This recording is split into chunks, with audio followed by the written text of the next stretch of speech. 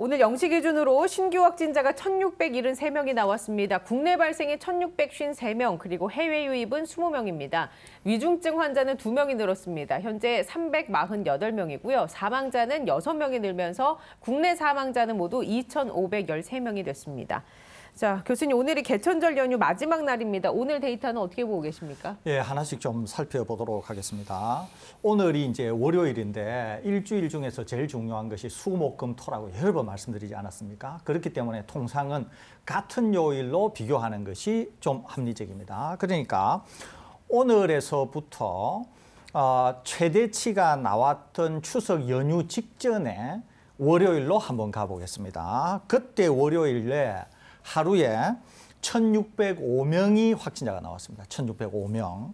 그런데 오늘이 1,673명인데 해외 유입을 감안한다고 하더라도 오늘 70명 정도 많다 이렇게 볼 수 있습니다. 그러니까 예전에 추석 전으로 상당히 회귀했다 이렇게 볼 수 있는 거죠. 그러면은 추석 연휴 때 제일 많이 나왔던 때가 하루에 3,271명이었습니다. 예. 이때와 비교를 해보면은 약 1,600명 정도 줄었습니다. 그러니까 그때는 원래는 토요일이었는데 휴일을 감안하면 마치 수요일 같은 거다고 제가 말씀드렸지 않습니까? 예. 그러니까 그날하고 오늘 월요일을 비교하는 것은 적당하지 않습니다. 그럼에도 불구하고 1,600명이나 줄었으니까 이번 주 수요일 날에 좀 늘어난다고 하더라도 1,000명을 찍기는 어려우니까 그러면은 최고점 대비 한 700에서 800명은 감소할 거다 이렇게 예상을 할 수 있는 거죠. 예. 그러니까 상당히 많이 감소했다 이렇게는 볼 수 있습니다. 그다음에 지난주 월요일하고 비교하더라도 약 700명 가까이 줄었으니까 상당히 많은 감소폭이 확인된다 이렇게 볼 수 있습니다. 그러니까 요지는 뭐냐 하면은 추석 연휴가 끝나고 나서 많이 폭증을 할 때 우리 이 방송을 제외한 거의 대부분의 방송이 3,000명, 5,000명씩 나오면서 사태가 더 악화될 거고 델타 변이 때문에 통제가 안 되면서 굉장히 어려워질 거다 이런 얘기를 했는데 우리 방송이 거의 유일하게 그렇지 않다. 가파르게 하락하면서 복귀할 거다 이렇게 말씀드렸지 않습니까? 실제로 그런 경향을 보이고 있다는 거죠. 그렇기 때문에 오히려 이 하락 기조는 계속 이어지면서 옛날 박스권으로 다시 복귀할 가능성이 많다 이렇게 볼 수 있겠습니다. 다만 좀 안 좋은 지표는 위중증 환자가 계속 좀 플러스를 보이고 있습니다. 오늘은 2명 늘었기는 하지만은 계속 며칠 전부터 늘고 있다고 하는 점이 좋지는 않습니다. 그럼에도 불구하고 늘고 있는 폭이 줄어들고 있다고 하는 것은 또 다행이다 이렇게 볼 수 있습니다. 또 하나는 좋은 지표도 있는데요. 치명률이 지난 토요일, 이틀 전이죠. 지난 토요일 날 역대 최저치인 비로소 0.7대로 진입을 했습니다. 그러면서 0.79%. 이것도 조만간 한 10일 정도 지나게 10일이나 정도 지나게 되면 0.7을 깨고 0.6대로 진입할 가능성이 많습니다. 이후에는 제가 한 달 단위로 치명률이 어떻게 되나 하는 것을 시청자 여러분들께 알려드리도록 하겠습니다. 오늘도 사망자는 6명으로 확진자 대비로 보면 그렇게 많지는 않습니다. 예전에도 하루에 애석하게도 5분 정도 사망하는 경우는 꽤 있었기 때문에 그렇기 때문에 사망자도 이제 다소 관리가 되는 방향으로 좋은 방향으로 흐르고 있다. 이렇게 정리할 수 있겠습니다. 그러니까 오직 확진자 수만 좀 많다는 것.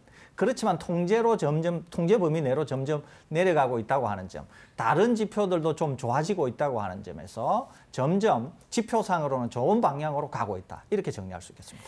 자, 접종 현황을 좀 살펴보죠. 백신은 몇 명이나 맞았습니까? 네, 연휴간에도 문을 연 의료기관에서 이제 백신 접종이 소규모로 이루어지고 있습니다. 그래서 1차 접종 누적은 3,971만 4천여 명으로 인구 대비 77.3%가 지금 1차 접종을 했고요.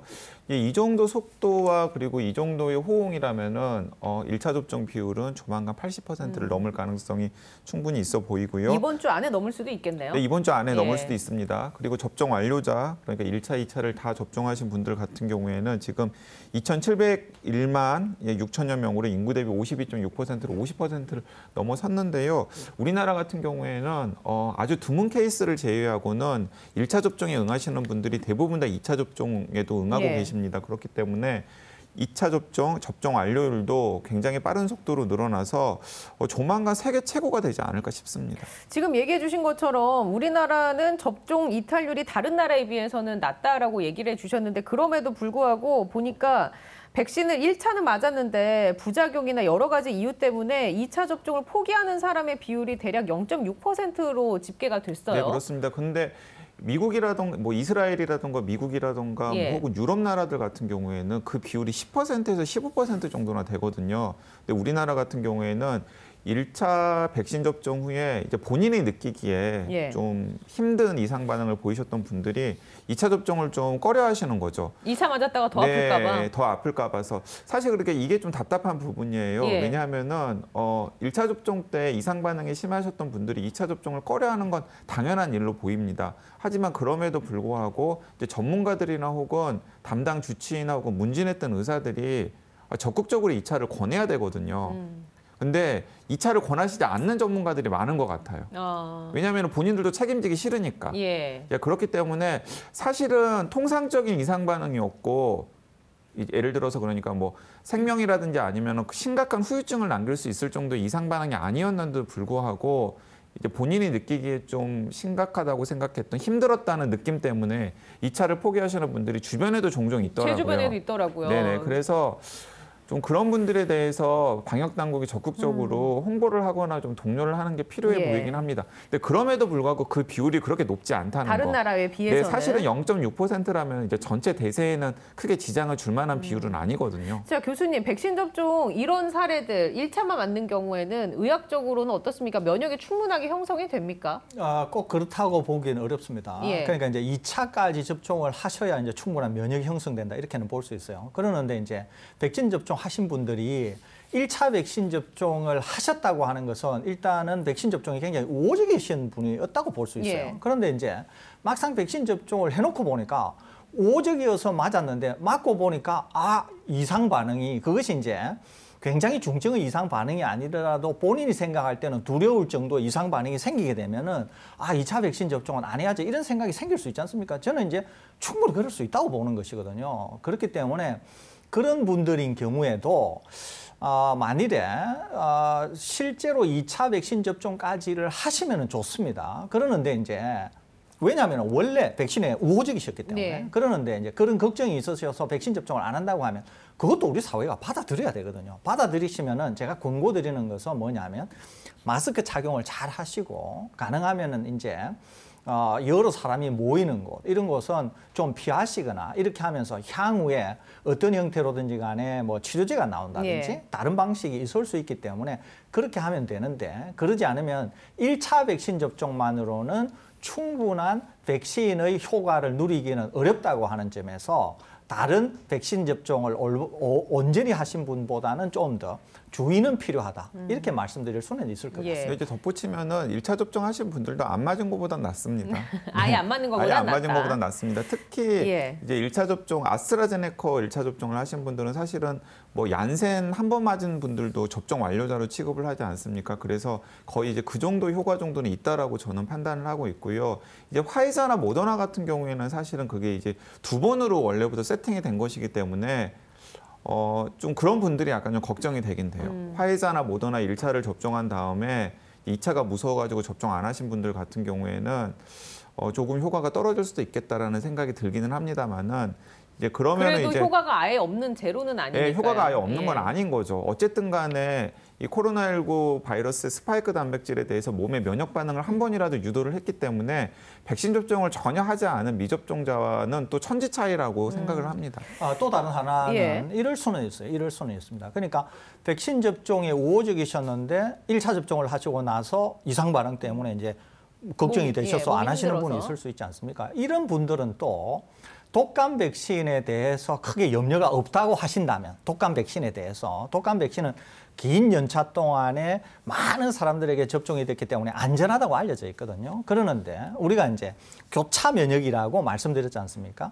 독감 백신을 접종을 했는데도 거기에서 생긴 어떤 면역이 코로나19에 대해서 대항하는 효과가 있다고 소개해드린 적이 있지 않습니까? 그러니까 코로나19 백신을 1차 접종하시고 나서 어떤 이유 때문에 2차 백신이 두려우신 분들은 이번 겨울에는 또 이제 독감 시즌이 오니까 독감 백신의 접종을 하시는 것도 독감으로부터 보호할 뿐만 아니라 또 부분적으로 코로나19에 대한 효과도 누릴 수가 있다고 소개를 드렸지 않습니까? 그러니까 이런 분들은 절대로 독감 백신이 코로나19 백신을 대체할 수는 없습니다만은 그럼에도 불구하고 이런 분들에 한해서는 독감 백신 접종을 해보시는 것도 한 방법이 되지 않겠나 그렇게 권고는 드려봅니다. 안 맞는 것보다는 낫다. 그렇습니다. 그거 역시. 사실 그래서 저는 좀 답답한 부분이 있는 게 이제 금요일 날 단계적 일상회복방안 토론회 때도 제가 비슷한 언급을 했습니다만은 사실 다른 백신 옵션이 있는 게 굉장히 중요하거든요. 노바백스. 예를 들어서 아스트라제네카나 얀센이나 화이자나 모더나 백신에 대해서 그 이상 반응 때문에 걱정을 하셔서 1차를 접종하고도 2차를 접종하지 못하시는 분들도 있고요. 아예 무서워가지고 1차, 2차 다 접종 안 하시는 분들도 있잖아요. 그러니까 이제 지금 우리나라에서 백신 접종을 아예 하지 않으시는 분들이 설문조사를 해보면은 크게 이제 두 가지 요인으로 좀 좁혀집니다. 하나는 이상 반응이 무서워서. 혹은 주변에 심각하게 앓거나 혹은 심지어는 사망한 사람들도 있기 때문에 무서워서 못 맞겠다. 이런 분들이 한쪽에 있고요. 또 한쪽에는 그런 핑계를 대는데 사실은 약간의 그런 정치적인 이유. 예를 들어 우리 뭐 이 정부가 하는 게 못 믿겠다. 특히 이제 어르신들 중에는 그런 분들이 있는 것 같더라고요. 이 두 가지가 이제 묘하게 이제 엮이면서 백신 접종을 거부하거나 혹은 백신 접종을 기피하시는 분들이 있으신데 이제 그런 분들에게 기존의 독감 백신이나 혹은 자궁경부암 백신을 제조할 때 사용되었던 플랫폼으로 만들어진 그리고 3상 임상 시험에서 효과성이나 안전성 면에서 상당히 검증된 노바백스라는 옵션을 들이밀었을 때 설득하게 용이하거든요. 이 백신은 상대적으로 여러분들께서 지금 접종했던 백신과 비교했을 때 이상 반응이 적을 가능성이 크고 또 그 전에도 자궁경부암 백신이나 독감 백신으로 활용되어 본 적이 있었기 때문에 팔을 한번 걷어 보십시오라고 설득할 수 있잖아요. 그러니까 저는 그래서 그게 이제 어르신들이라거나 혹은 1차 접종 때 이상 반응 때문에 2차 접종을 기피하시는 분들이나 혹은 젊은 사람들 중에서 이상 반응이 무서워가지고 백신 접종을 좀 기피하시는 분들에게 중요한 옵션이 될 수 있을 거란 생각이 드는데 자꾸 백신 접종률을 높여야 된다라고 이야기를 하면서도 전문가들이 화이자 모더나는 좋은 백신이라고 하는 그런 프레임이 있죠. 그런 프레임이 딱 짜여져 있어요. 그 보니까 미접종자들의 백신 예약률, 그러니까 접종 대상자임에도 불구하고 예약을 하지 않은 사람들이 꽤 많습니다. 93%, 94%, 91% 정도가 해당이 되겠네요. 9%가 예약을 했으니까. 여기에다가 2차 접종은 안 맞겠다라고 얘기한 비율이 한 0.6%. 그러니까는 이걸 합치면 대세는 일단 지장을 주지는 않겠죠. 이 대세는 수치가. 지장을 주지 않지만 여전히 지금 수치만 봐서는 18세 이상의 성인 백신 대상자 중에서 한 500만 명 정도가 그 500만 명이라고 해도 우리나라 인구가 5,200만 명이니까 10% 정도 되잖아요. 근데 그들은 그리고 0세부터 17세까지와는 좀 다르게 코로나19에 감염되었을 때 중증으로 이어질 가능성이 굉장히 심각한 60대 이상의 고위험군도 포함되어 있고요. 그리고 또 거기에다가 이동량이나 접촉량도 0세부터 17세까지와는 비교할 수 없을 정도로 많지 않습니까? 그러니까 이제 그런 분들의 마음을 움직일 여러 가지 옵션들을 준비를 해야 되는데 그 옵션 중에 하나가 저는 노바백스다. 그렇죠. 다른 백신의 선택지거든요. 근데 저는 이 다른 백신의 선택지를 우리나라가 신경을 쓰면 충분히 할 수 있는데도 불구하고 왜 안 하고 있는지 모르겠어요. 이건 진짜 방역 당국도 직무유기를 하고 있는 거고 전문가들도 직무유기를 하고 있는 거라고 생각합니다. 노바백스가 나오게 되면 이상 반응 우려가 종식될 수 있을까요, 교수님? 어떻게 보십니까? 제 생각으로는 많이 해소될 수 있을 것으로 생각됩니다. 굉장히 많이 해소될 거예요. 그것은 기술 자체가 이미 검증이 되었고 기술 자체가 워낙 광범위하게 활용되고 있고 심지어는 제가 여러 번 말씀드렸지만 우리가 지금 12세, 17세 백신 접종과 관련해서 저 같은 사람은 굉장히 부정적이고 권하지 않는다 그 말씀을 드렸지 않습니까? 그러는데 12세, 17세 여아 아이들에게 자궁경부암 백신은 광범위하게 전 세계적으로 접종이 되고 있거든요. 그리고 그 연령대에 있는 여아 아이들이 안전하게 접종을 하고 있습니다. 그렇다고 해서 심근염 같은 게 보고된 사례가 없어요. 그렇기 때문에 이 아이들에게도 안전한 백신은 다른 연령대에도 안전할 가능성이 많거든요. 그러니까 이제 노바백스 백신 같은 게 나오면 강 기자님 말씀하시는 것처럼 백신 접종에 대해서 어떤 형태로든지 간에 두려움이 있거나 걱정이 있거나 이런 분들에게 접종을 권해드릴 수도 있고 또 여러 가지 데이터로 그것이 서포트가 되면은 충분히 그분들이 마음을 여실 수도 있는 것이거든요. 그렇기 때문에 저는 강 기자님 말씀하시는 게 상당히 일리 있다 이런 생각을 가지고 있습니다. 노바백스 임상에서 관찰된 부작용이 있습니까? 거의 없습니다. 그러니까 이제 방금 설대우 교수님 말씀하신 것처럼 지금 자궁경부암 백신이 노바백스 백신 플랫폼이랑 똑같거든요. 비슷합니다. 그렇기 때문에 그리고 3상 임상시험에서 심각한 이상 반응이 거의 관찰되지 않았어요. 물론 노바백스 백신 같은 경우에도 전문가들 중에는 이런 대목을 우려하기는 합니다. 왜냐하면 면역 증진제 맞죠? 면역 증강제가 들어가 있기 때문에 그 면역 증강제에 의한 효과가 이상 반응의 형태로 어떤 식으로 나타날지는 이제 대규모 접종을 해봐야 안다라고 하면서 약간 걱정하시는 분들이 있긴 합니다만은 기본적으로 거의 처음 대량 접종을 시도해본 화이자나 모더나 백신과는 좀 질적으로 검증이 되어 있는 백신이거든요. 그 플랫폼상은 그렇기 때문에 저는 이 노바백스 백신과 관련된 옵션을 왜 활용할 생각을 안 하는지 좀 답답하고요. 그리고 이 노바백스 백신과 거의 똑같은 플랫폼으로 지금 개발되고 있고 3상 임상시험이 진행 중인 게 SK바이오사이언스의 국산 백신이에요. 근데 우리나라는 대통령까지 나서가지고 국산 백신 승인해가지고 전 세계에 풀겠다면서요. 근데 그거 우리나라가 승인 안 해주면 누가 승인해 주겠습니까? 근데 그럼 국산 백신 승인하기 전에 우리나라에서도 승인이나 허가와 관련된 독립된 노하우를 축적을 해야 되는데 저는 그 독립된 노하우를 축적하기에 가장 좋은 대상이 노바백스 백신이라는 생각이 드는데 왜 이렇게 좀 앞뒤가 안 맞는 행보를 보이는지 모르겠어요. 그 코로나19 단계적 일상 회복을 위한 공개 토론회 저도 챙겨봤습니다만 지난주 금요일에 열렸잖아요. 이와 관련된 얘기는 안 나왔습니까?